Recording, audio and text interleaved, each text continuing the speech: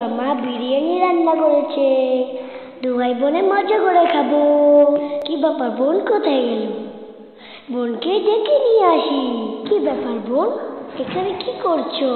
চলো, মা বিরিয়ানি রান্না করেছে, দুজনে একসঙ্গে মজা করে খাবো। হা হা হা।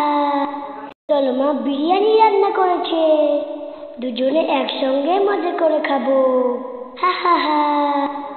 না ভাইয়া, আমার কাজ আছে, তুমি খেয়ে নাও, আমি পরে খাবো। মা বলেছে ভাইয়া খাওয়ার পর তুমি খাবে, তাহলে তুমি খেয়ে নাও ভাইয়া, আমি পরে খাবো ভাইয়া। না বোন, তুমি তো সবসময় পরে খাও। আজ আমরা দু ভাই বোনে একসঙ্গে খাবো, কিন্তু বলে দিলাম, একসঙ্গে না খেলে আমি কিন্তু খাবো না। ভাইয়া রাগ করো না, আমি তো মেয়ে, মেয়েরা তো সবসময় পরে খায়, তাই না? ও বোন, এটা কেমন কথা বললা? ছেলে মেয়ে তো সমান অধিকার। হ্যাঁ ভাইয়া, সেটা তো জানি, কিন্তু এই সমাজের কিছু লোক তো সেটা মানে না, বুঝে না। কেন মানবে না? সবাইকে তো বুঝাতে হবে, ছেলেরাও মানুষ, মেয়েরাও মানুষ। চলো তো বোন, দুজনে মজা করে খাবো।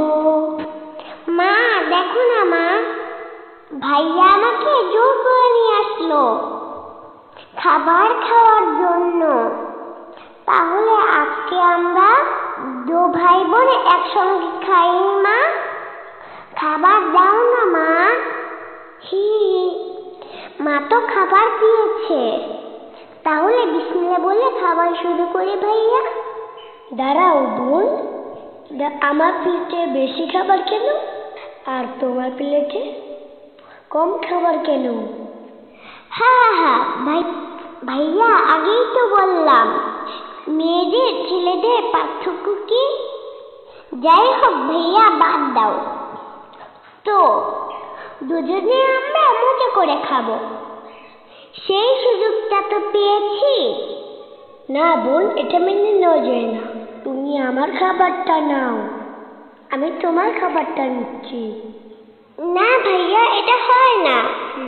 কেন হবে না বোন? তাহলে আমরা দুজনে প্লেটে